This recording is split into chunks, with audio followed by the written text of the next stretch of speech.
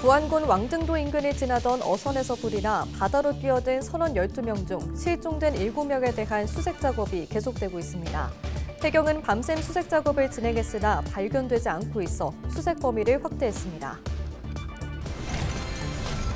새해를 맞아 김관영 전북특별자치도지사가 시군 방문을 이어가고 있습니다. 새만금 잼버리와 관련한 발언에 대한 적절성 논란도 제기됐습니다. 군산 지역 해안가에서 시신이 발견돼 해경이 수사에 나섰습니다. 해경은 인근 CCTV와 목격자 진술 등을 토대로 정확한 사망 원인을 조사하고 있습니다. 교사들의 행정 업무를 줄이기 위해 교무 지원 교사가 배치됩니다. 이들은 학교에서 주당 10에서 12시간의 수업과 함께 빈도, 강도, 난도가 높은 학교 업무를 담당합니다.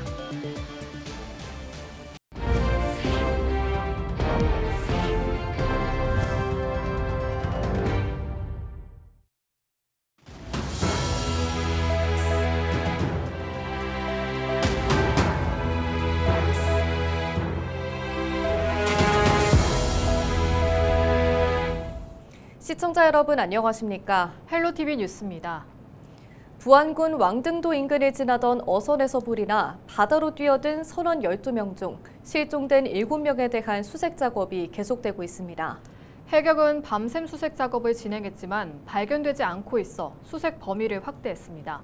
김남호 기자가 보도합니다. 지난 13일 오전 8시 40분쯤 부안군 왕등도 동쪽 4km 지점에서 조업 중 화재가 발생한 부산 선적 어선 A호의 모습입니다.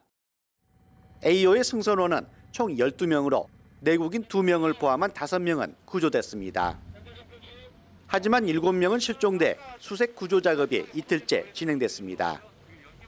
해경은 밤샘 수색까지 진행했지만 추가 발견이 이루어지지 않자 수색 반경을 30km까지 확대했습니다. 첫날 이제 저희가 수중 수색을 포함해가지고 야간에도 조명탄 계속 이용해가지고 계속 수색 작업을 했는데요.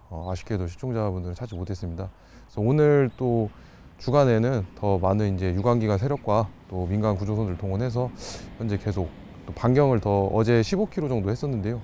오늘 약 30km까지 더 반경을 넓혀서 지금 집중 수색 중에 있습니다.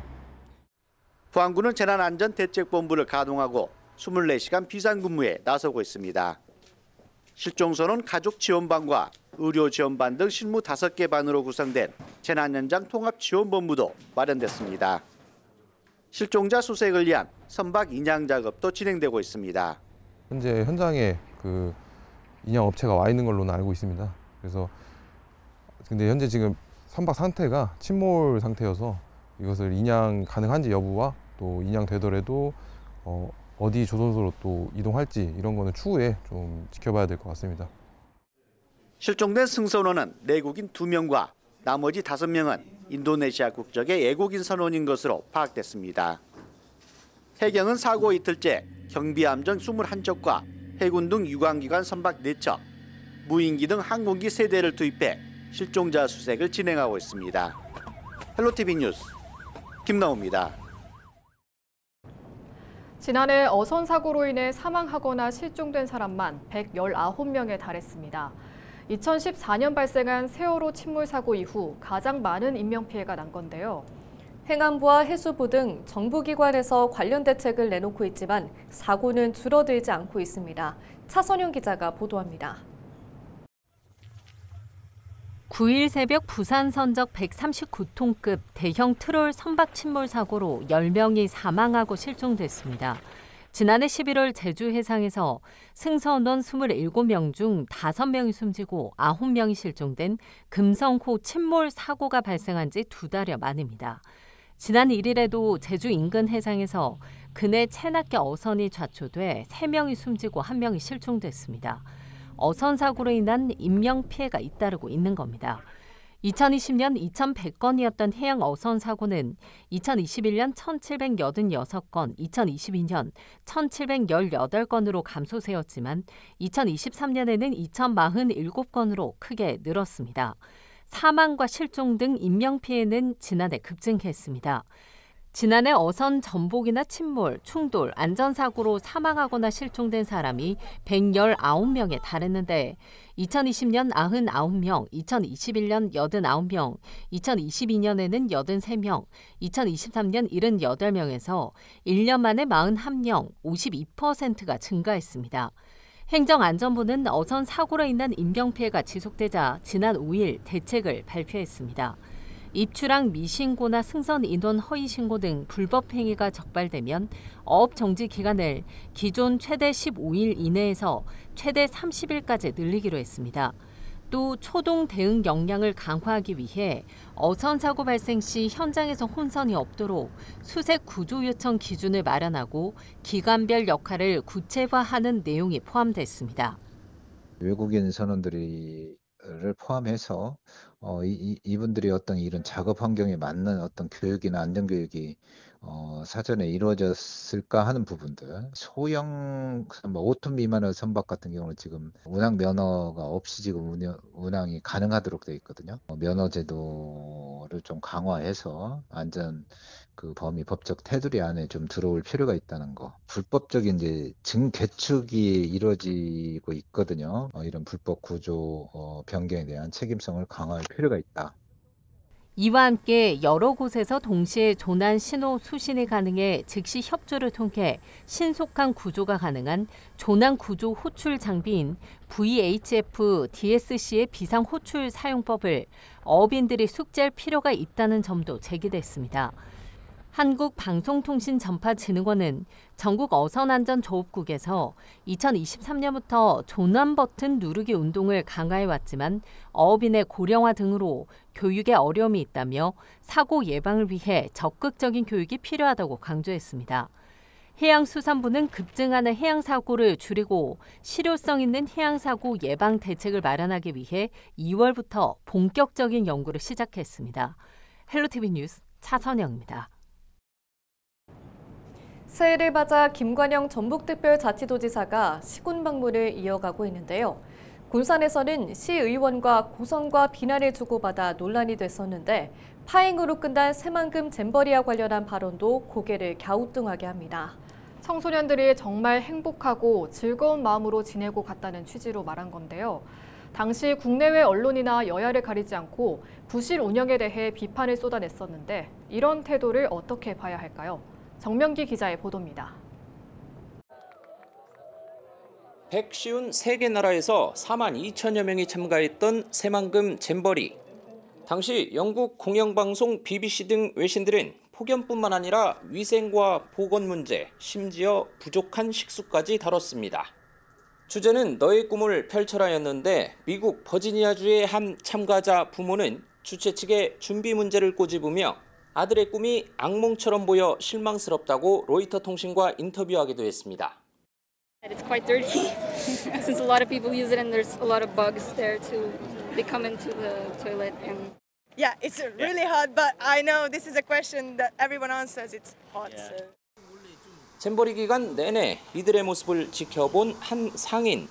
요가는 이유가 대부분 애들 고생하고 뜨거운 데서 그렇게 고생하는 것 보면 내 새끼도 나가서 저렇게 고생할래나. 비판은 국내 언론이나 정치권에서도 마찬가지였습니다. 한마디로 준비 부족, 부실 운영, 책임 회피 세 단어로 요약할 수 있습니다. 당시 집행위원장을 맡았던 김 지사는 잼버리가 끝난 이후 책임을 통감한다고 말했습니다. 그렇지만 1991년 강원도 고성에서 치러진 잼버리와 비교하는 기자 질문엔 이 같은 입장을 보였습니다. 인내의 수준이 상당히 높았다고 저는 생각합니다. 이번에 지나고 나 보니까 가장 큰 차이는 결국 SNS의 발달이라고 저는 생각을 했습니다. 초반에 문제가 있을 때 그런 것들이 바로바로 참가자들이 SNS에다 그거를 올리고 사진 찍어서 부모에게 보내고 이런 것들이 금방 이슈화 되고 있었고 그런 점들이 지나고 나면 굉장히 좀 아쉬운 부분이 아닌가 싶습니다. 최근 김제시를 방문한 김 지사는 또 잼버리 얘기를 꺼냈습니다. 전북도의 성과와 방향을 언급하는 과정에서 나온 겁니다. 그래서 4만 5천 명이 왔는데 정작 중고등학생 3만 5천 명은 정말로 행복하게 즐거운 마음으로 잼버리에 참가하다 갔어요.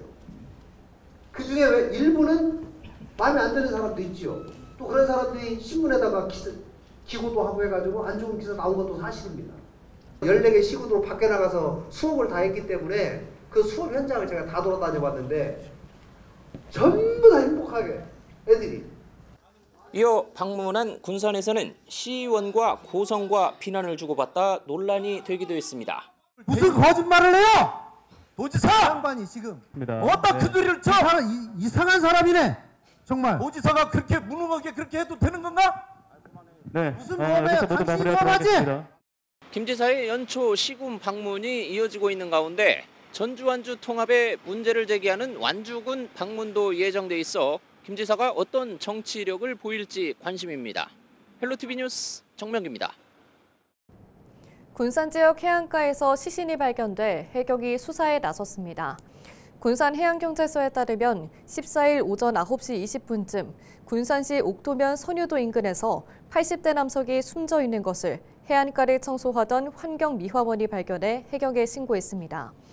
해당 남성은 전날 밤 9시 5분쯤 가족과 연락이 끊겨 해경에 신고된 상태였고 해경은 육상순찰팀을 꾸려 해안가 일대를 집중 수색했습니다. 해경은 사고 현장 인근 폐쇄회로 텔레비전과 목격자 진술 등을 토대로 정확한 사망 원인을 조사하고 있습니다. 교사들의 행정 업무를 줄이기 위해 새학기부터 교무지원 교사가 배치됩니다. 전북특별자치도 교육청은 3월 새학기부터 교무지원 교사를 배치한다고 14일 밝혔습니다. 이들은 학교에서 주당 10에서 12시간의 수업과 함께 빈도, 강도, 난도가 높은 학교 업무를 담당합니다. 도교육청은 학교 신청을 받아 초등학교 50곳에 교무지원교사를 배치하기로 했습니다. 김제시의회가 농업용 난방유 가운데 등유에만 적용되는 면세제도에 경유도 포함해줄 것을 촉구하는 건의문을 대통령실과 국회의장 등에 보낼 예정입니다. 오승경 의원이 대표 발의한 건의안에는 2015년 농업용 난방유 제도 개편 이후 열 효율이 낮은 면세 등유 사용을 강제하면서 농가의 난방비 부담이 오히려 증가했다는 주장이 담겼습니다.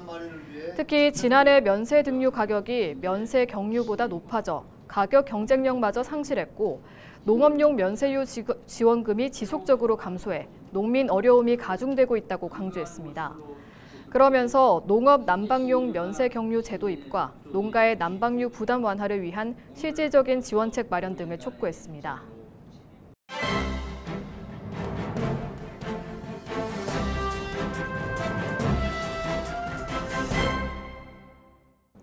전북일보 기사입니다. 전북특별자치도 의회가 지난 13일 가결한 전북자치도 통합시군 상생발전 조례안에는 통합 대상 지자체 가운데 상대적으로 작은 도시가 큰 도시에 무조건 흡수될 것이란 우려를 해소하기 위한 제도적 장치들이 담긴 것으로 나타났다고 하는데요. 정부와 전북도 그리고 의회가 추진하는 시군 행정통합이 단순한 행정구역 개편이나 지자체 흡수 통합이 아닌 다같이 잘 살기 위한 상생 방안임을 조례를 통해 그 기반을 만든 것이라고 보도했습니다. 해당 조례에 따르면 완주 전주 통합이 현실화할 경우 재정 배분과 행정 운영의 틀이 법적으로 보장되고 완주 국민의 불안 요소를 최소화하는 방안을 고민한 결과라고 전했는데요. 전북도에 따르면 이번 조례안은 전북특별자치도 설치 및 글로벌 생명경제도시 조성을 위한 특별법과 지방자치 분권 및 지역 균형 발전에 관한 특별법을 근거로 하고 있다고 합니다. 또 통합시군의 재정 운영과 주민 지원 대책을 명확히 규정하는 것을 골자로 한다고 덧붙였는데요. 가장 핵심적인 내용은 통합 이후 기존 시군의 재정 구조를 일정 기간 유지하는 것이라고 분석했습니다. 조례안은 통합으로 폐지되는 시군의 세출 예산 비율을 12년간 유지하고 통합추진공동위원회의 심의를 거칠 경우 이 기간을 연장할 수 있다고 명시했는데 이는 통합으로 인해 특정 지역이 재정적으로 불이익을 받지 않도록 하기 위한 안전장치로 해석된다고 신문은 전했습니다. 지금까지 신문 브리핑이었습니다.